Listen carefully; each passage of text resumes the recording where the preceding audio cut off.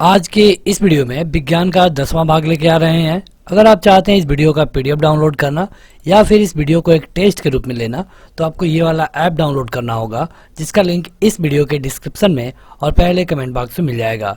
चलिए शुरू करें आज की ये वीडियो। इस वीडियो को लाइक करने के साथ चैनल को जरूर सब्सक्राइब करें, उसके बाद बेल आइकन दबाएं, उसमें ऑल सेलेक्ट करें इसी तरह की बेहतरीन वीडियो सबसे पहले पाने के लिए। तो देखिए यहाँ पे एक क्वेश्चन आ चुका है। ये फिजिक्स के लिए 10वां भाग है। आपको अपना उत्तर क्वेश्चन को देखने के बाद विकल्पों में से बताना होगा और इसके लिए आपको 2 सेकंड मिलेगा। 25 क्वेश्चन आएंगे, आप अपना क्वेश्चन काउंट करते रहिए और वीडियो खत्म होने के बाद कमेंट करके बताइएगा कि 25 में से आपने कितना किया। क्वेश्चन है कि इंद्रधनुष में कितने रंग होते हैं। बेहद सिंपल क्वेश्चन। तो इंद्रधनुष की अगर बात करें तो यहाँ पे केवल और केवल इसमें 7 रंग होते हैं। अगर इनका क्रम पूछ ले तो ये होता है विबग्योर, ये जहां वी माने वायलेट है और आर मतलब कि रेड है। अगला है कि मृग तृष्णा बनने का कारण क्या है। मृग तृष्णा होता क्या है, तो गर्मी के दिनों में थोड़ी दूर पर आपको कुछ पानी के परछाई जैसे थोड़ी ऊंचाई पे दिखता है। ऐसा लगेगा कि वहाँ पे पानी है जिसकी परछाई ऊपर बन रही है, लेकिन वहाँ जाने के बाद वहाँ कुछ नहीं होता है। इसे कहते हैं मृग तृष्णा। तो यहाँ पे पूछा गया है कि मृग तृष्णा बनने का कारण क्या होता है। तो मृग तृष्णा बनने का कारण होता है पूर्ण आंतरिक परावर्तन। हीरा क्यों चमकता है? क्योंकि हीरा तो चमकता ही है, आपको पता होगा, भले नहीं आप देखे हैं। तो हीरा के चमकने का भी कारण है पूर्ण आंतरिक परावर्तन। प्रकाश के 3 गुण है, अपवर्तन, परावर्तन और पूर्ण आंतरिक परावर्तन। इनसे क्वेश्चन पूछे जाते हैं। अपवर्तन से ये उदाहरण पूछा जाता है कि कोई तालाब है, उसकी पेंदी हमें ऊपर क्यों महसूस होती है, या फिर कोई गिलास में थोड़ी दूर पानी भरा है, कोई रड हम डालते हैं तो ये रड हमें तिरछा क्यों महसूस होता है। ये होता है अपवर्तन से। और परावर्तन का मतलब कि टकरा करके फिर से उसी दिशा में चले जाए, इसको परावर्तन बोलते हैं। अगला है कि पूर्ण आंतरिक परावर्तन होता है जब प्रकाश जाता है। तो देखिए आपने पढ़ा होगा अपवर्तन और परावर्तन, फिजिक्स 11th में है। यहाँ प्रकाश आता है तो अगर ये विरल माध्यम है और ये सघन माध्यम है तो उस कंडीशन में ये अभिकेंद्र की तरफ झुकेगा। और अगर इसका उल्टा है, ये सघन है, ये सघन है और ये विरल है, तो उस कंडीशन में ये दूर भाग जाएगा इससे। इसको जाना था यहाँ पे लेकिन ये चला गया दूर। तो इस तरह से ये जब एक ऐसी कंडीशन आएगी जब विरल होने पर ये जो किरण आ रही थी ये इस पे जा रही है, इसको हम क्रांतिक कोण कहते हैं। वहीं पे आपको पूर्ण आंतरिक परावर्तन की कंडीशन दिखती है, यानी इसमें से हीरे से कांच में जाने पर पूर्ण आंतरिक परावर्तन होगा। अगला है कि किस गुणधर्म के कारण पानी से भरे बर्तन में डुबोई गई छड़ी मुड़ी हुई प्रतीत होती है। अभी हमने आपको ये बताया, किसी बर्तन में कहा है, हमने गिलास में आपको बताया। तो ये होता है प्रकाश का।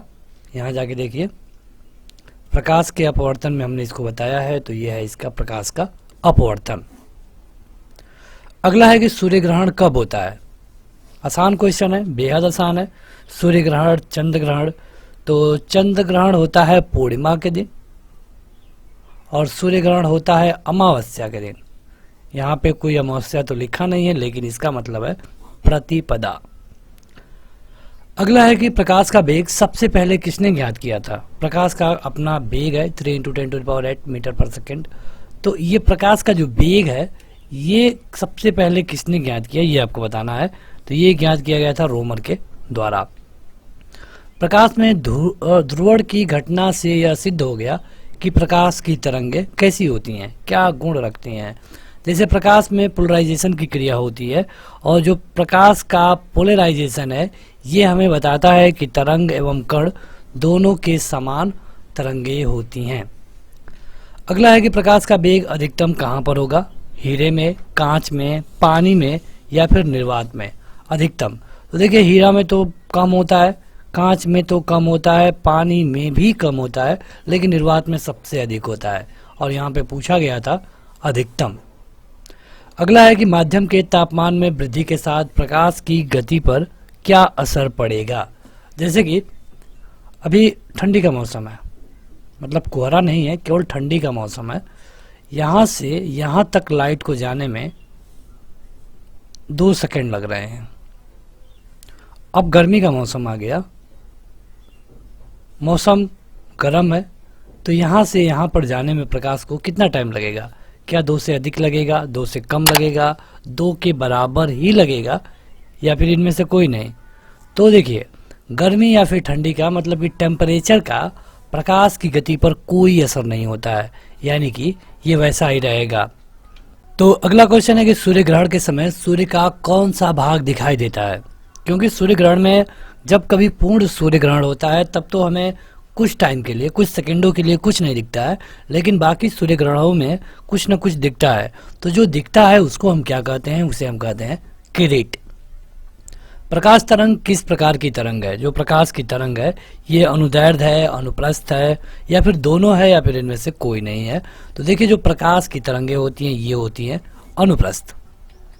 डेसिबल क्या होता है? डेसिबल का नाम आपने सुना होगा।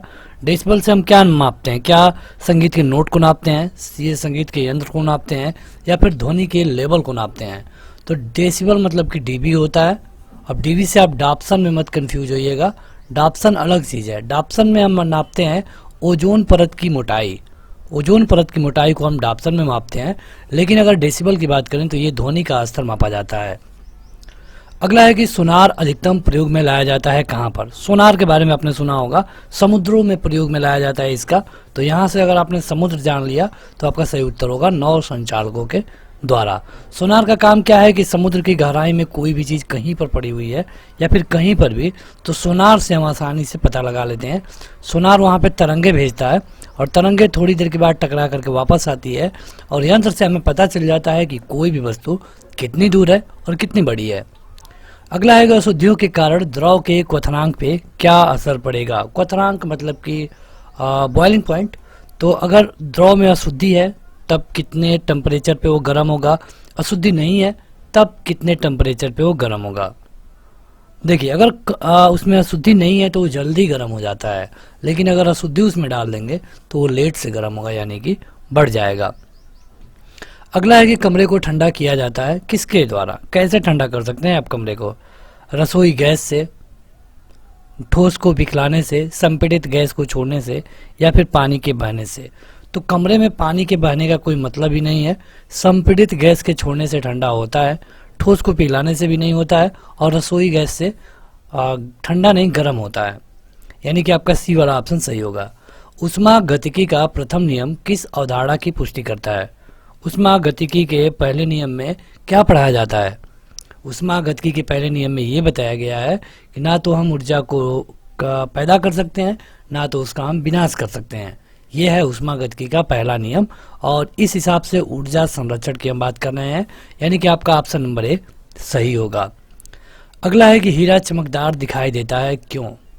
इसको हमने बताया है, अगर आपको पता हो, याद हो, क्योंकि शुरू में हमने बताया था, आप जाके देख सकते हैं।